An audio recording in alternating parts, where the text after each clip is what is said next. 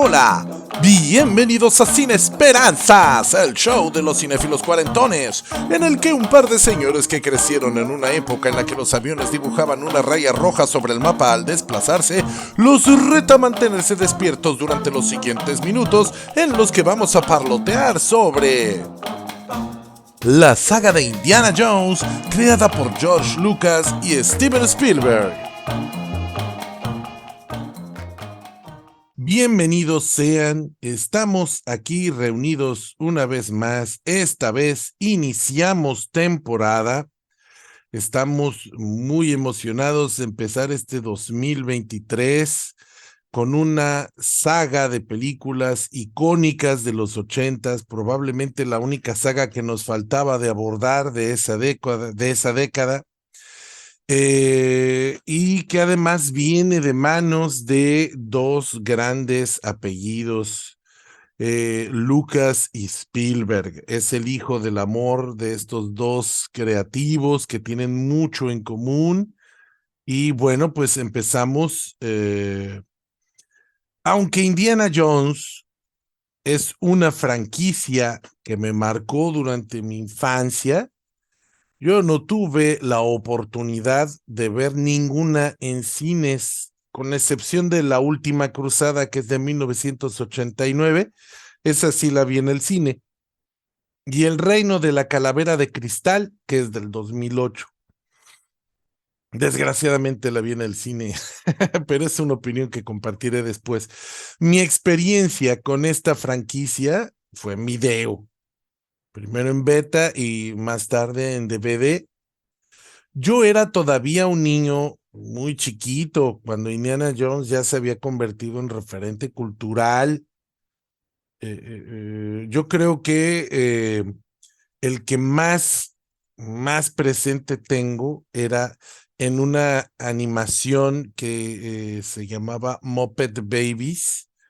La rana René salía como Indiana Rana. Y era pues, la rana René, pero con el traje de Indiana Jones.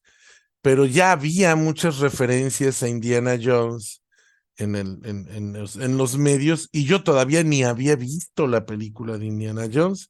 Este personaje fue creado por George Lucas y es una reconstrucción del arquetípico aventurero de la literatura victoriana del siglo XIX, que alimentó un subgénero del cine de acción por ahí de los años 30 y 40 en largometrajes y seriales. Yo puedo mencionar así rápidamente pues las películas de Tarzán o algunas versiones de Las Minas del Rey Salomón y de Alan Quatermain. En fin, era como un personaje más o menos arquetípico, este aventurero que busca en ruinas antiguas de países exóticos y que se enfrenta a a estos pueblos incivilizados, porque es el punto de vista victoriano, el punto de vista colonial del siglo XIX, ¿no? De que Europa tiene la misión providencial de llevar la civilización a estos pueblos que pues viven en la barbarie. También no es también es relativamente común las historias en las que encuentran valles en los que todavía hay dinosaurios y bueno, ese tipo de historias. Y bueno, pues en 1973, Lucas estaba batallando por construirse un lugar en Hollywood antes de que Star Wars rompiera las taquillas, antes de que su empresa Industrial Light and Magic estableciera una nueva forma de hacer cine. Pues una historia llamada Las aventuras de Indiana Smith papaloteaba en su cabeza. El guionista original debía ser Philip Kaufman. De hecho, este Philip Kaufman fue quien sugirió que la historia girara alrededor del Arca de la Alianza. Pero por compromisos contraídos con la producción de otra película, pues pausó indefinidamente el proyecto porque pues Philip Kaufman no podía con el guión, no lo terminó, lo dejó a medias. Y él estaba haciendo Star Wars. Él estaba completamente ya sumergido en eso, le estaba vendiendo la vida a esa película. En 1977, después de estrenar el que hoy conocemos como episodio 4, Una Nueva Esperanza, Lucas se fue de vacaciones a Maui, en Hawái, así como que dijo, ay, ya, ya, que sea lo que Dios quiera, y se lanzó. Es más, se fue sin saber que su película había sido un exitazo, un hitazo. Y coincidió con su amigo Steven Spielberg, que acababa también de estrenar su exitosa película de ciencia ficción, Encuentros cercanos del tercer tipo. Ambas películas ya están en nuestro canal, pueden buscarlas, ¿eh? Ya tenemos episodios sobre las dos. Es durante estas vacaciones que retoman el proyecto de Indiana Smith, que ahora será Jones. George Lucas le dice, esto va a ser una trilogía. Y si la vas a dirigir tú, quiero que la dirijas con el compromiso de que vamos a hacer 3 películas. Spielberg ya era un hombre conocido. Tenía esta película para televisión que se llamaba El Duelo, que le había ido bastante bien. Su película Tiburón fue un sorpresivo éxito de taquillas, le generó muy buena fama. Por cierto, que recientemente se disculpó porque esa película también generó un repudio hacia los escualos que los ha orillado a la casi extinción, y nunca fue la intención de la película crear esa imagen del tiburón. Pero bueno, esa es información eh, satelital. Bueno, y pues a pesar de esto, no podía conseguir que lo dejaran dirigir al personaje de sus sueños, James Bond. Esto es importante porque va a ser la inspiración más notoria en la forma de hacer secuencias de acción en la franquicia, pero es algo que voy a comentar más adelante, pero ténganlo en mente. A Spielberg no le permitieron hacer película de James Bond.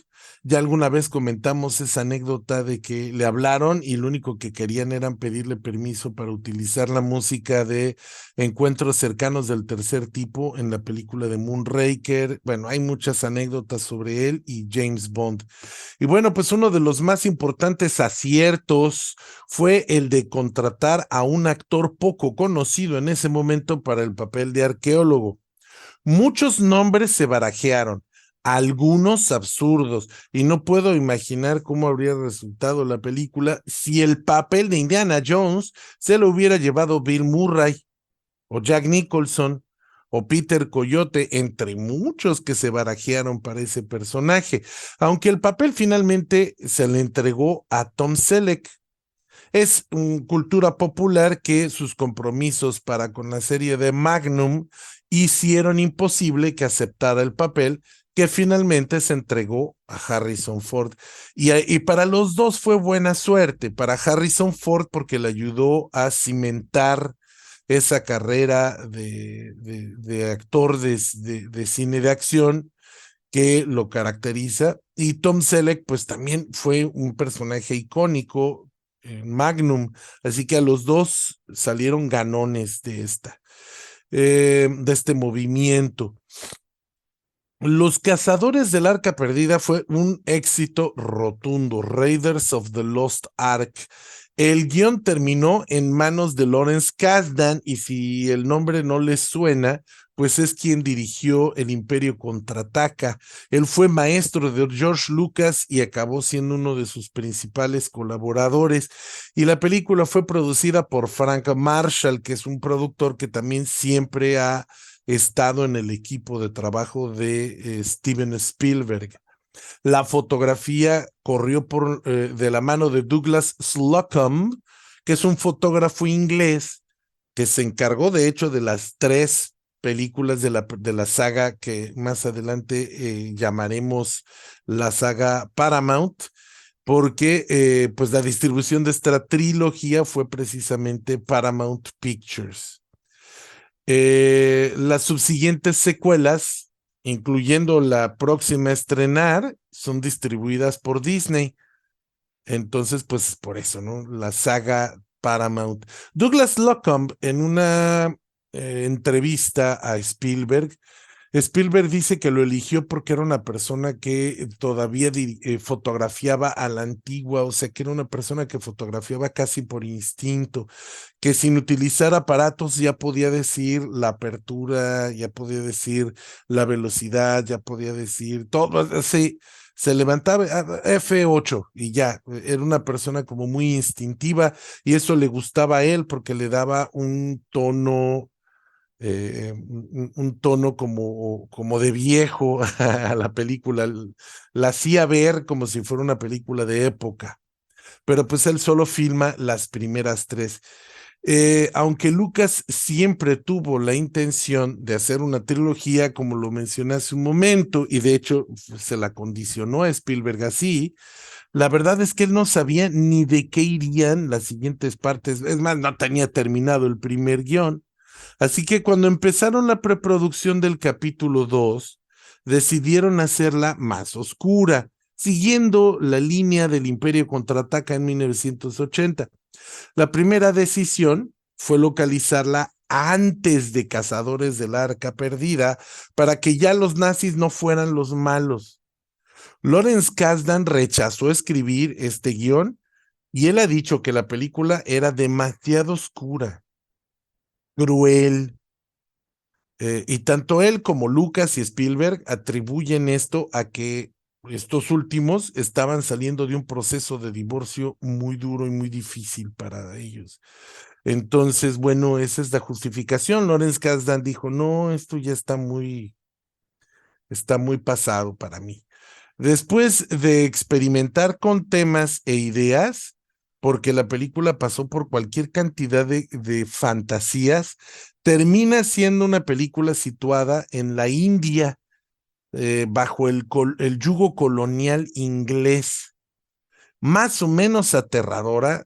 O sea, a mí de niño sí me daba miedo, ya de adulto pues ya me da risa, pero de niño sí me daba miedo, y con algunos elementos cómicos que Spielberg agregó pensando que eso permitiría que la película balanceara entre uno y otro. Recuerden que es una época en la que la clasificación PG-13 todavía no existía. Entonces era una película para niños y adolescentes, pero que ya no era tan adecuada para niños. En fin, a pesar de ser la menos popular de la franquicia y que definitivamente es una película que dejó insatisfechos a Lucas y Spielberg, este último dijo en una entrevista que lo único que sacó del Templo de la Perdición fue su mujer, Kate Capshaw, con la que sigue casado, quien interpretó al interés femenino de Indy en la película. Más adelante hablaré de mi opinión personal sobre esta, pero me voy a concentrar en este momento en aspectos más históricos para después profundizar ya en lo estético. Pues no le fue tan bien a la segunda película, decepcionó a algunas personas, entonces la última parte de esta saga Paramount es la película favorita de mi papá, Indiana Jones y la Última Cruzada. En parte para cumplir con la promesa de hacer una trilogía, en parte como una suerte de disculpa por la segunda película hacia los seguidores del personaje, Spielberg y Lucas decidieron esta vez retomar sus pasos y regresar a los elementos base de la cinta original. Hay varios temas que son evidentemente similares. Los nazis vuelven a ser los malos, hay un soldado de alta jerarquía, quien será el más despiadado, habrá un interés femenino, una mujer fuerte e independiente. Indy tendrá una contraparte oscura, que en esta ocasión es un coleccionista sin escrúpulos. En la primera película era un arqueólogo francés que tampoco tenía escrúpulos, lo mismo. El objeto que buscan es un elemento religioso, judeocristiano, al que se le atribuyen poderes mágicos capaces de inclinar la balanza de poder en Europa. Recuerden que las dos películas de Indiana Jones no transcurren durante la Segunda Guerra Mundial. Ese es un error común porque no queda muy claro, pero la película ocurre antitos de que ocurra la invasión a Polonia. Entonces los nazis ya son los malos, pero todavía no están en guerra con Estados Unidos. Prácticamente no hay todavía una Segunda Guerra Mundial. Entonces, se supone que estos objetos mágicos los está buscando el dictador, el Führer, porque quiere tener o inclinar la balanza de poder a su favor para empezar su guerra. Pero eso nunca se menciona en las películas, no queda tan claro. Esta película no es un remake, pero sí que aprendieron la lección de ser demasiado originales y reencaminaron la franquicia. Para dirigir esta película, Spielberg tuvo que rechazar dos proyectos que fueron exitazos comerciales. Big, que en México creo que se llamó Quisiera ser grande, una película de 1988 que es con Tom Hanks y que es la película que lo hizo famosísimo a Tom Hanks. Y Rain Man, también de ese año, que es un peliculón con Tom Cruise y Dustin Hoffman. Y esta película logró 4 premios Oscar, incluyendo Mejor Director para Barry Levinson, un Oscar que le sería negado a Spielberg durante muchos, muchos, muchos años y que sería su trauma, ¿no? Un elemento que le dio mucho carácter a este capítulo de la saga es la inclusión de Sean Connery en el papel del padre de Indiana Jones, un actor consentido para mí que ya había demostrado tener muchísimas más tablas que solamente ser el más icónico James Bond de todos los tiempos. Es el más icónico y se aguantan. Pero pues esta adición reencauzó un guión que no parecía encontrar forma. De luchar contra fantasmas en un castillo escocés, morir y ser revivido por el rey mono y hasta pelear con piratas, la historia pasó por muchísimas manos antes de tener forma final. Lucas se resistió al principio a incluir al Dr. Henry Jones Sr. porque quería que la historia se centrara en el Santo Grial. Pero al final, justamente es memorable esta película porque lo que importa es profundizar en Indiana y su relación con su padre. ¿Por qué es como es? ¿De dónde viene esa personalidad? Cuando la historia termina, los nazis, el grial y todo eso pierden relevancia, porque lo que importa es la relación entre un padre y un hijo. Y aquí termina la trilogía de Paramount. En 2008 se estrenó la 4ª entrega y es consideración personal que forma parte de una franquicia diferente, de una franquicia nueva a la que podríamos llamar la saga Disney. ¿Tú cómo viviste esta película, Fernando? Hola Paquito, hola amigos que nos escuchan, les deseo un feliz año 2023 porque estamos iniciando la temporada. Yo en lo personal, para mí fue muy extraña la manera en la que yo conocí a Indiana Jones y en la que yo me aproximé a esta saga porque yo la primera película que vi fue la segunda, El Templo de la Perdición, que fue, híjole, no sé la verdad cuántos años tendría yo, porque ya ven que en aquella época las películas no se estrenaban, podría pasar un año o hasta más de que se estrenaban en Estados Unidos a que se estrenaran en México. Y también era súper difícil después la llegada a provincia.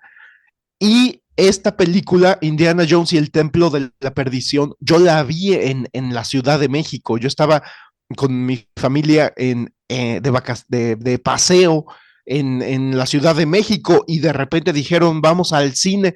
Y a mí literalmente me llevaron, ¿no? Sin preguntarme si quería yo ver esta película con Harrison Ford, que se estrenó en 1984. en Estados Unidos, pero yo la mera verdad no tengo idea qué año era cuando me llevaron ahí en el DF a ver el Templo de la Perdición. Y entonces, pues fue para mí muy como sorpresivo, sorprendente. Totalmente me agarró, vaya la rebusnancia, me agarró por sorpresa esta película, porque yo de repente me veo adentro de una sala y estoy viendo a Han Solo vestido de profesor. Ah, no, perdón, eso ya fue en la segunda película. No, estoy viendo a Han Solo vestido así como de explorador, ¿no? Con su sombrero y su látigo. Y estoy viendo que se junta con un muchachito, un niño oriental y una rubia, y de repente van al Templo de la Perdición. Yo en ese tiempo, yo esa película la tengo muy vaga, la mera verdad, en mi memoria. O sea, recuerdo más que recordar la trama, recuerdo mucho las sensaciones que tuve cuando era niño y la vi. Y me acuerdo que pues para mí fue un súper mega espectáculo, ¿no? O sea, fue un deleite visual y auditivo que estaba yo presenciando en la pantalla grande. E incluso hay una anécdota en mi familia graciosa porque una tía mía, hermana de mi mamá, dice que cuando en la escena en la que le sacan el corazón a un sacrificado, le sacan el corazón con la mano, según mi tía, yo dije, hoy no voy a dormir. Entonces yo no recuerdo haber sentido miedo, pero eso dice mi tía, que yo dije, hoy no voy a dormir. Pero el caso es que me pareció una película muy divertida, muy entretenida. Ahora, no, yo creo que tiene fácil 30 años que no la veo, quizás hasta un poquito más de 30 años. O sea, realmente es una película que no revisité ya más allá de mi pubertad, pero hace ratito estaba yo viendo el tráiler y las imágenes siguen siendo poderosas, a mi parecer. O sea, estaba yo viendo el tráiler para traer a mi recuerdo un poquito de cómo es la película, y sí, es tal y como la recuerdo de mi infancia. Como dice Paquito, es una aventura oscura, la más oscura de las tres, y muy bien hecha, muy bien filmada, con un manejo atmosférico y de ritmo, pues magistral, ¿no? De parte de Spielberg, que es un mago de la cámara. Y pasaron, no sé, un par de años tal vez, y de repente en Jalapa se estrena la primera película de Indiana Jones, Los Cazadores de la Arca Perdida. Entonces siempre durante algunos años, hubo controversia entre mis primos y yo de que si la primera fue el Templo de la Perdición o si la primera fue Los Cazadores del Arca Perdida, pero yo tenía de buena fuente el conocimiento de que la primera era Los Cazadores del Arca Perdida. Entonces, yo cuando la vi, tal vez no estaba consciente de ello, pero al poco tiempo supe que era la primera película de Indiana Jones. Y por supuesto que también me divirtió muchísimo. Esa película sí la vi muchas veces de niño en cassette, en videocassette Betamax. Yo creo que bueno, no, tal vez la que más vi fue la tercera, este, Indiana Jones y la Última Cruzada. Yo creo que se dan un tiro en cuanto a cuál fue la que yo vi más veces, pero sí, definitivamente que cuando tenía yo 8 años, 9 años, esas dos películas me obsesionaban. O sea, me parecían grandes espectáculos súper divertidos. A mí todavía no me llegaba la fiebre de 007. Las películas de Roger Moore se estrenaron durante mi infancia, pero era mi hermano más bien el que era fanático de James Bond. Yo ya conocía a James Bond con Timothy Dalton.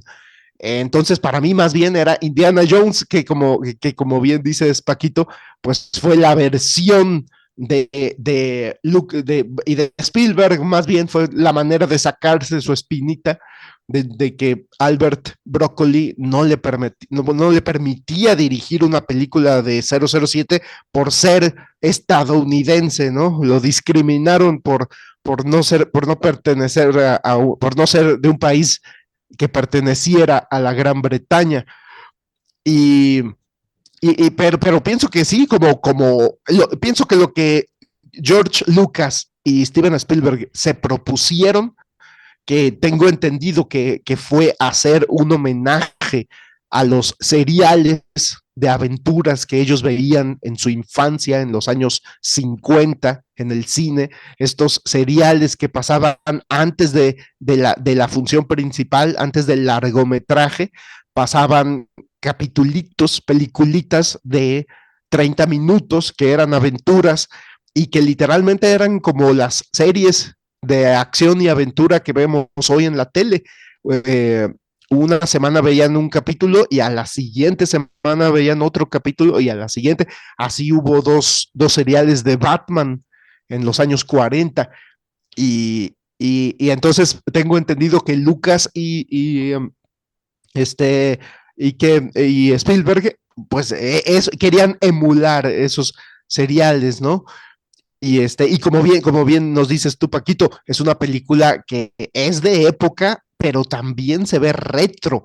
Y yo no tenía ese dato que nos aportas del cinematógrafo británico que escogió Spielberg, porque era de la vieja escuela y porque le da a la película un look viejito, que no solo es de época, sino que hasta parece que fuera vieja la película, ¿no? Y se filmó en 1980, pero sí tiene un feeling como de película más viejita y definitivamente lo poquito que yo he podido ver de los seriales en blanco y negro de los años 50, 40, 50, de Batman, de Flash Gordon, este, del Zorro. Bueno, del Zorro me parece que había más bien largometrajes, no estoy seguro, pero de lo poquito que he visto clips de los seriales de esa época, creo que captura muy bien Spielberg ese espíritu. Creo que le dan al clavo. Y sí, a mí, ya para cuando salió la última cruzada, pues yo ya era fanático de Indiana Jones, ya había visto las dos primeras varias ocasiones. Entonces, para mí fue un súper estreno. O sea, yo sí la vi en el cine y la vi con muchísima ilusión, como me pasó cuando vi Volver al Futuro 2 y Volver al Futuro 3.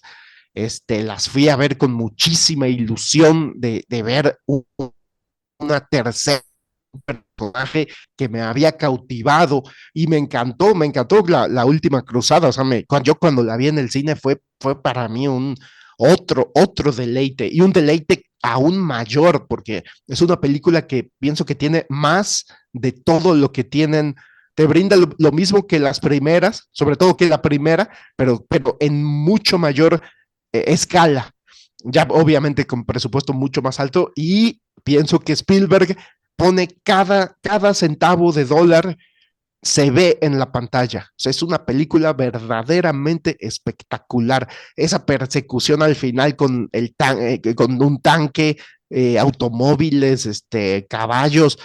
Eso es un deleite ver esa escena. Spielberg es un mago de las secuencias de acción y de la cámara. Y hoy en día, cuando veo muchas películas de acción, eh, y no es por ensañarme con Marvel Cinematic Universe, pero pues Marvel Studios son los que más películas de acción estrenan todos los años. O sea, sí, o sea es el único estudio que estrena 3 películas de acción al año. Y entonces uno compara esas películas y siento siento que no tienen las secuencias de acción, no tienen el guión, no tienen la narrativa visual y no tienen el encanto, y no tienen el ritmo, y no tienen el suspenso, y no tienen la emoción que tenían estas películas.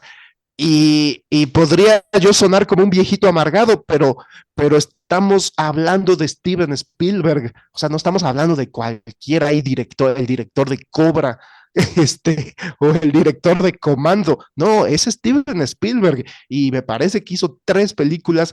Ya comentaré yo las otras 2 en mi siguiente participación, pero me parece que la primera trilogía hizo excelentes productos de entretenimiento familiar, que como dice Paquito, de repente no tan familiar, porque de repente sí son un poquito como terroríficos, pero son grandes películas de acción y aventura. Y con esto te devuelvo el micrófono, Paquito.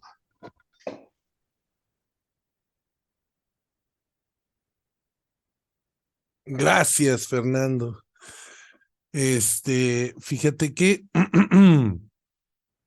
pues no, yo no tuve ese gusto de haber visto estas películas en cine y además, pues probablemente ni les habría entendido porque por la época en la que salieron, son películas que yo creo que, que se me habrían borrado. Y a mí me llevaron a ver la primera película de Superman, la de Richard Donner, que es del 77, 78, pero ya ves que llegaban tarde a Jalapa, pero yo tenía como un año, yo no recuerdo nada de esa película. Entonces, a lo mejor qué importa si no la vi en cine. Lo cierto es que yo disfruté estas películas en video y hay algo bien interesante en eso que observé esta vez que las volví a ver, porque yo las he visto en muchos formatos. En beta, en DVD y en Blu-ray no las tengo, pero las renté en alta definición y noto que en el DVD ya se veían widescreen y se veían maravillosas y creo que fue la primera vez que yo las vi en pantalla ancha en 16:9. Bueno, no, creo que es 2.85. Bueno, no me acuerdo cuál es la proporción, pero es ancha. Y originalmente, pues cuando las veías en video beta o VHS, es en 4:3, en cuadradito, pero el cuadradito funciona. Y funciona porque justamente lo que mencionábamos, la estética de la película es la de un serial de los años 30, 40. Así que si la vieras en blanco y negro y en 4:3, sigue funcionando porque es una película que está pensada en ese tipo de cine, en esa estética. Sin embargo, la película a colores y con su fotografía intacta, pues es una chulada. Es un manejo de la paleta de color impresionante. Es un director de fotografía que que sí tenía un buen ojo cinematográfico y que no recurría a herramientas digitales que todavía no existían, pero ya estaban empezando a darse. Ya habían efectos ópticos, ya Industrial Light and Magic existía y hay muchos efectos ópticos que siguen siendo tradicionales, que siguen siendo pinturas mate, que siguen siendo sobreimpresión, eh, cuadro por cuadro, stop motion, y que siguen impresionando. Eso es lo divertido, que uno los ve y dice, ay, es stop motion, pero ¿qué importa? Porque se ve maravilloso. Un efecto digital no habría quedado así. La primer película, Indiana Jones y los Cazadores del Arca Perdida, es probablemente la película más reprobable porque el guión gira en torno a una misión inútil, a la persecución de un objetivo que no tiene ningún impacto dramático. Si ustedes han visto la serie de televisión que se hizo tan popular en los 2010, la de The Big Bang Theory, hay justamente un episodio que gira alrededor de la novia de Sheldon, Amy Farrah Fowler, que le dice es que la historia es estúpida porque Si Indiana Jones no hubiera participado, de todos modos habría terminado exactamente igual que como terminó. Y es verdad, el problema de esta película es que realmente Indiana empieza como termina y no hay mucho progreso dramático del personaje. La historia definitivamente no cambia si quitas a los protagonistas, el final es el mismo y lo único que podríamos decir que es interesante en esta es la relación amorosa que se da entre Indy y Marion Ravenwood. Pero incluso eso no importa porque en películas posteriores vamos a ver que no quedó en nada esa relación. Así que ni se casó, ni encontró novia, ni nada. Entonces, pero ¿por qué nos gusta la película? Pues porque justamente el director es tan bueno narrando secuencias de acción que la mitad del tiempo tú no estás preocupado por qué va a pasar con el arca, sino estás viendo cómo Indy va resolviéndolo todo. Y además el estilo de resolver problemas de Indiana Jones es improvisar. Y él lo dice. Le preguntan, ¿y cuál es el plan? No sé, lo estoy resolviendo conforme avanzo. Y eso es lo que es divertido de ver esta película. Un poquito es como una atracción de feria. Vas brincando de una secuencia de acción a otra y están tan bien filmadas y tan bien resueltas que te diviertes y ya. Eso es lo que la hace divertida. Yo repruebo estas películas porque carecen por completo de sensibilidad humana. Para empezar, ponen a los nazis porque los nazis son menos que humanos. Están deshumanizados. Entonces, como son nazis y no puedes sentir lástima por ellos, pues te la pasas matando y matando gente como si eso fuera algo fácil, como si eso fuera algo irrelevante, como si no hubiera importancia en quitar vidas. Claro, como son los malos de la película y justamente son los malos más malos de la historia, entonces no importa.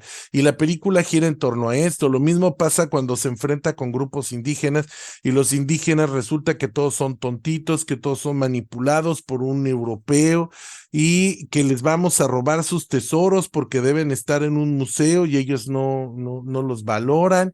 Esta idea colonial que en los años 30 y 40, bueno, pues era fresca, pero ya en los ochentas ya no iba. Y nunca vemos que Indiana Jones se plantee, bueno, pero es que esto que hago está mal. Es más, en algún momento alguien lo enfrenta y le dice, en tal lugar te decían que eras un ladrón de tumbas y en tal lugar te dijeron que te iban a cortar el no sé qué y en tal lugar, y él decía, sí, son enredos. Y te la venden siempre como un aventurero que está resolviendo cosas, ¿no? Y pues no. En la segunda película es la que a mí me gusta más, porque en esa película sí cambia, sí hay un cambio en el mundo. Indy entra en esta situación. Él vive su mundo de aventuras y balazos y chicas guapas, y él está en este mundo donde te avientas del avión en una lanchita y la lanchita por arte de magia sirve de paracaídas y todo eso es el mundo indie normal. Pero cuando Indy entra en contacto con una comunidad india, él se da cuenta de que esta comunidad está sumida en la pobreza, de que hay injusticia, les robaron a sus niños, les mataron a sus hombres. Entonces, Indiana Jones ahora no solo está buscando la fortuna y la fama y la gloria, y es un tema que mencionan, ¿por qué buscas esto? ¿Por fama y fortuna? ¿Por gloria? Y en esta película, Indiana Jones resuelve un problema que ayuda a una comunidad a recuperarse y a florecer. Es una lucha entre el bien y el mal, pero no es el Indiana Jones egoísta, el Indiana Jones soberbio, es un Indiana Jones que se está entregando a un poder mayor. Y en esta película ya no hay nazis, así que los malos no son malos, malos, bien malos. Todavía peor, más adelante descubrimos que incluso esos malos no todos son malos por voluntad, sino que los dan drogas para tenerlos sumidos en un estupor en el que pueden ser manipulados. Es una historia muy compleja y muy interesante. Y me parece que justamente eso es lo que la hace importante y eso es lo que le recriminan, que no se parece al otro Indiana Jones. Él sigue siendo un Indiana Jones colonialista, al final son los ingleses los que lo salvan, al final los Tugis y los adoradores a Kali pues son los malos porque por supuesto que tienen que ser los malos, y si uno profundiza en la cultura india, Kali no solo es una diosa de la muerte, también es una diosa de la vida, es una cosa muy complicada, pero es una película que profundizó más en el impacto que tiene Indiana Jones en el mundo que lo rodea.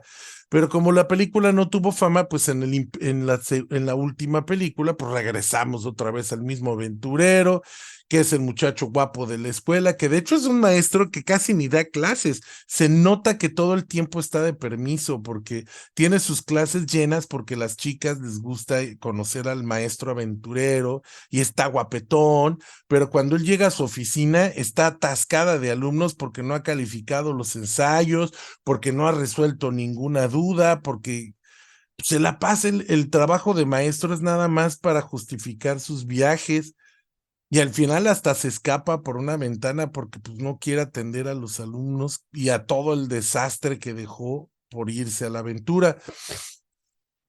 Otra cosa que es importante en esta tercera película y que ya mencioné es que empieza mostrándonos a Indiana cuando era niño. Y una de las primeras cosas que notamos, no solamente nos explican de dónde viene el sombrero Fedora, ni cuáles son las figuras paternas que tiene en su vida, ni tampoco es importante saber de dónde consiguió el látigo, ni de dónde consiguió la cicatriz debajo del labio, ni de dónde consiguió el miedo a las serpientes. Eso es divertido, son guiños para los fans, pero no es lo importante. Lo importante es que él llega a su casa y tiene un padre ausente y una madre pues que no se ve por ningún lado y que probablemente ya murió. Y empezamos a entender que Indiana Jones es un machote porque no tuvo una imagen materna que lo nutriera, que tiene problemas con su papá y que su papá es un intelectual, pero de estos intelectuales que están tan clavados y obsesionados con su trabajo que ya no lo pelan. Y entonces la película nos da otro objeto, otra búsqueda. Otra vez los nazis necesitan elementos de poder mágicos religiosos para garantizar que ellos ganen la guerra, que todavía no ocurre, sigue siendo antes de que empiece la guerra. Pero ahora la búsqueda por el Santo Grial pues es otra búsqueda igualita que la del arca perdida, es una búsqueda inútil y ridícula. Esto es hay comentarios con spoilers, ya a estas alturas ya deben saberlos, ¿no? Ya deben saberlo. Es una película del 89 y yo creo que se justifica que no tengamos alerta de spoiler, pero bueno, al final de la película, si tú tomas el cáliz y cruzas una señal en el piso, todo se destruye y el cáliz pierde poder. Entonces realmente no había necesidad de ocultar el cáliz, porque si quien quisiera tomar de él y vivir eternamente, tiene que vivir encerrado en una cueva durante toda la eternidad. Y si Indiana Jones no hubiera estado ahí, ellos habrían elegido la copa incorrecta y se habrían muerto. Y aún si hubieran elegido la copa correcta, de todos modos, el Führer no habría podido dirigir la Segunda Guerra Mundial encerrado en una cueva en medio de Anatolia.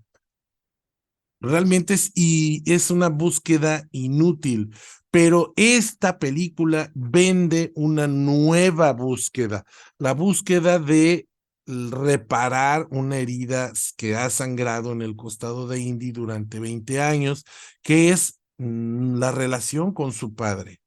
Hay una secuencia hermosa en la que están sentados en una mesa en un globo aerostático y Indiana le reclama que no lo, que nunca, que fue un padre ausente y él le dice, yo fui un padre excelente. Esto solo lo podía haber hecho Sean Connery porque es una persona que tiene un talante de una seriedad que tú le crees lo que sea que te diga. Y Sean Connery le responde, yo fui un excelente padre.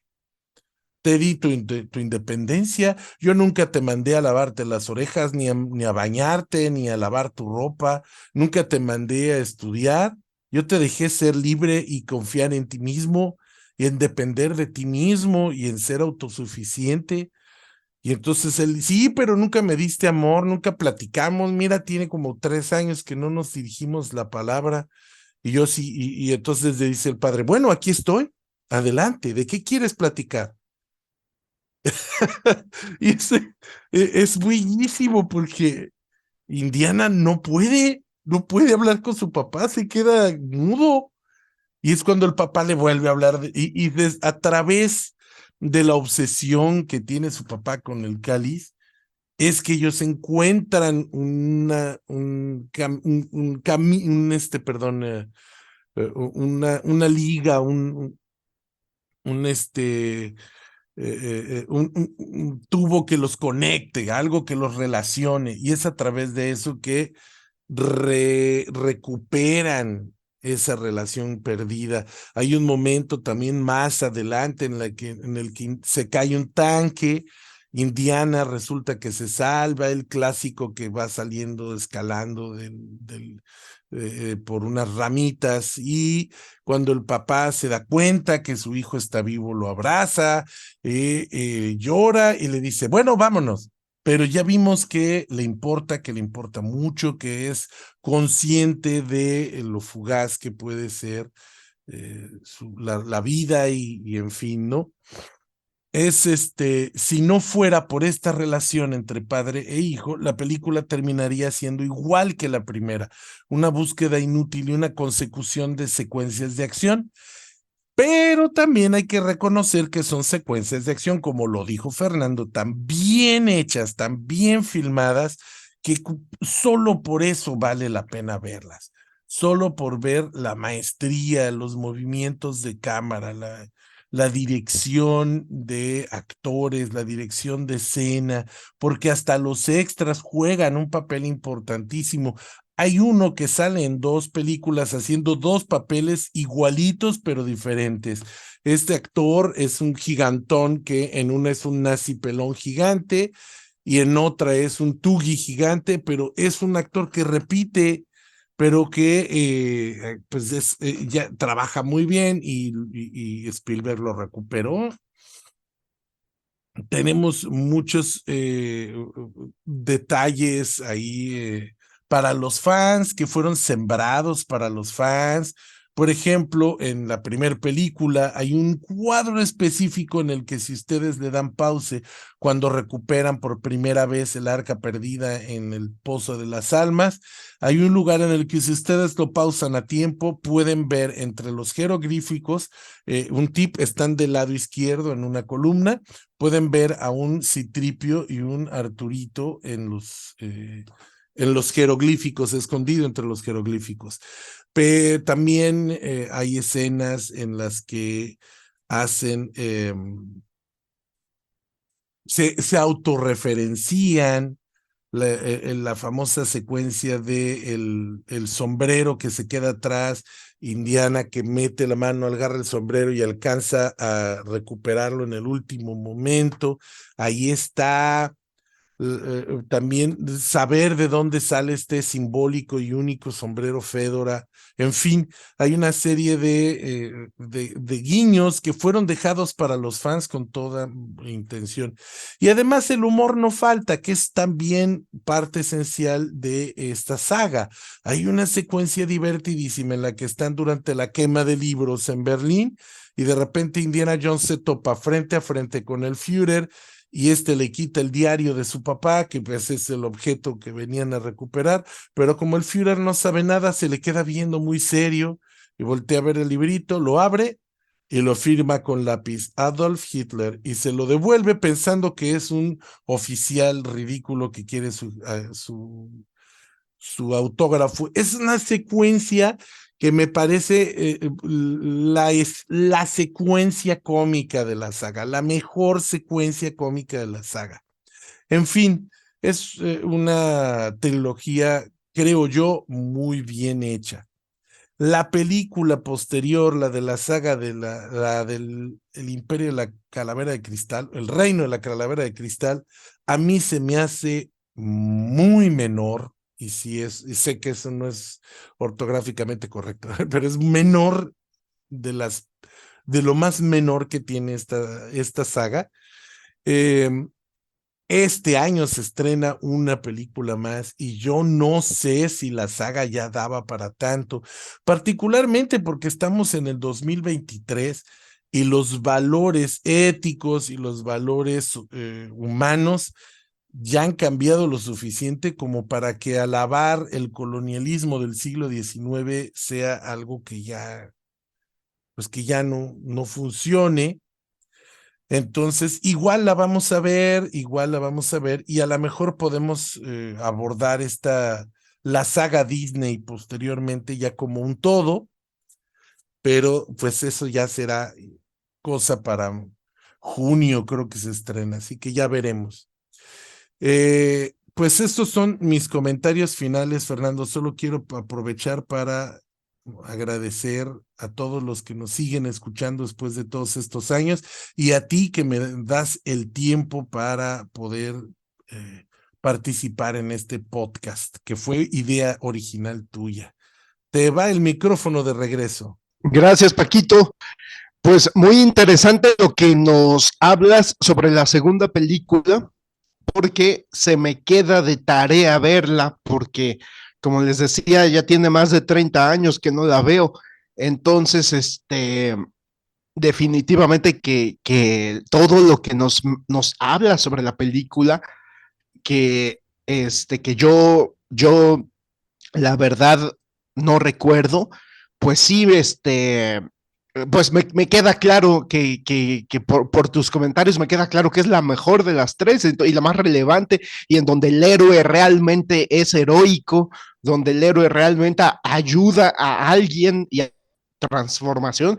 Por supuesto que se me queda de tarea volver a verla, pero sí coincido contigo, la primera y la tercera son unas aventuras divertidísimas como especie de juegos de feria, este, de saltar de una escena de acción a la otra. Pero sí considero que la tercera es pues superior a la primera en todos los sentidos. Creo que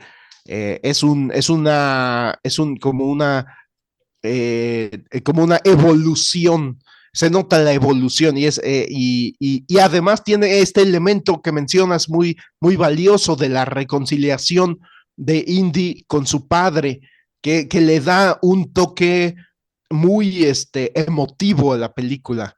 Eso sí lo recuerdo con mucha claridad de mi infancia, le da un toque muy emotivo, porque además Sean Connery, pues es, como dices, este actorazo al que le crees que puede ser serio, ¿no? O sea, que tiene una seriedad para hablar, para decir algo, y esa escena que mencionas en específico, coincido que es buenísima, en la que después de tanto reclamo, pues el papá le cierra su libro y le dice, bueno, ¿de qué quieres hablar? A ver, dime, o sea, aquí estamos, hay tiempo, ¿de qué quieres hablar? Y, y para Indy es eso lo bloqueo, o sea, no pudo con eso, no sabía ni siquiera de qué quería hablar, pero todo el tercer acto me parece que está muy bien logrado ya cuando encuentran el cáliz, aunque como bien dices, es como una aventura inútil, ¿no? Porque aún si Hitler hubiera llegado y hubiera encontrado el cáliz y bebido de él, pues cómo va a dirigir la Segunda Guerra Mundial desde esa cueva aislada, ¿no? Este, es como un absurdo.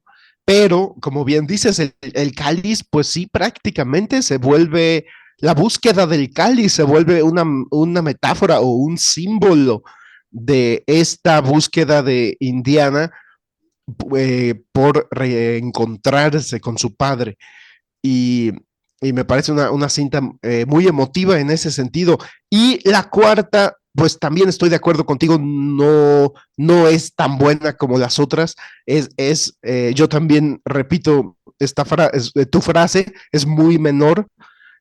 Tiene por ahí una persecución que está filmada con pantallas verdes, es decir, con fotomontajes, y eso me decepciona pues terriblemente, porque después de haber visto las escenas de acción tan bien orquestadas en locación, sobre todo las de la tercera película, y para que nos vengan a poner una secuencia de acción, una persecución de carros hecha a base de fotomontajes, para mí fue una decepción brutal, pero pues sí me parece una película divertida. Yo sí le pongo calificación aprobatoria, me resulta interesante el personaje de la villana interpretada por Kate Blanchett, muy bien interpretado ese papel. Y el final me gusta, el final cuando descubren la nave espacial y a los extraterrestres, eso me pareció bien logrado, me pareció bien logrado, o sea, llevar a Indiana al siguiente nivel, o sea, siempre lo están llevando a un nivel más como mágico, más sobrenatural, o si no sobrenatural, pero sí más apantallador. O sea, si ya descubrió el Santo Grial en la tercera película, ahora está descubriendo una nave extraterrestre, ¿no? Esta calavera de cristal que resulta ser de origen extraterrestre. Entonces, pues sí, como tú dices, la quinta película que va a ser distribuida por Disney y producida por Disney, pues sí, hay que verla, ¿no? O sea, estoy de acuerdo contigo, ya está fuera de época, o sea, ya llega demasiado tarde. No es como 007 que a 007 le pueden actualizar y actualizar y actualizar, pero a Indiana no, porque es un personaje que está identificado con una época muy específica en la historia de la humanidad. Entonces, aunque ya lo veamos grande, pues ya bastante mayor de edad, pues sigue, como tú dices, los temas siguen siendo los mismos, ¿no? O sea, sigue la situación política, colonial, todavía, o sea, es decir, no pueden hacer un Indiana Jones en los años 90, por ejemplo. Entonces, pues me resulta interesante qué contexto le van a dar ya a Indiana Jones de 70 y tantos años, este, ahora qué lo van a poner a descubrir. Y, y este, y con eso termino mis comentarios finales, Paquito. Gracias, Fernando. Pues como ya me despedí un poquito al principio, pero no podemos dejar de saludar a los que nos han estado escuchando todo este tiempo. Ahí está arriba el episodio de Andor, cómo fue Navidad. A lo mejor no, no lo vieron, pero está muy bueno ese. Vamos a volver otra vez este año con más y más especiales. Agradecemos a Briseidi Torres, a Fernando Rivero, que nos escuchan mucho, a Abraham González, que es el que más nos comenta en los videos de YouTube. Le mando un saludo también a Isaac. Por supuesto que le mando un saludo a Carolina, mi esposa. es la persona que nos permite hacer este programa. Ella nos da el tiempo, nos da el espacio, y además para estas alturas probablemente ya está a punto de tener a mi primer junior. Así que acostúmbrense a que dedique todos mis episodios a mi hijo o hija. En este momento es un bebé de Schrödinger.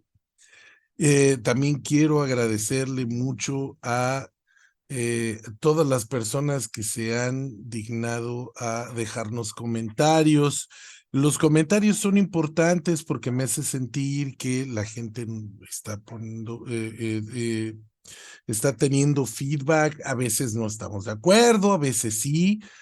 Se vale no estar de acuerdo, lo que no se vale es ofender, pero se puede argumentar. Y recuerden que las opiniones son tan subjetivas que todos tenemos nuestra opinión y que no estamos obligados a compartirla y a estar y a tener todos la misma, ¿no? Les agradecemos mucho, esperamos que este año logremos sacar aún más episodios que el pasado. La temporada pasada casi logramos sacar los 52 episodios, no llegamos tan lejos, pero este año pues va a ser un nuevo reto para nosotros. Un abrazo, feliz año nuevo para todos, feliz Día de Reyes ya pasados, disfruten su rosca y nos vemos a la próxima.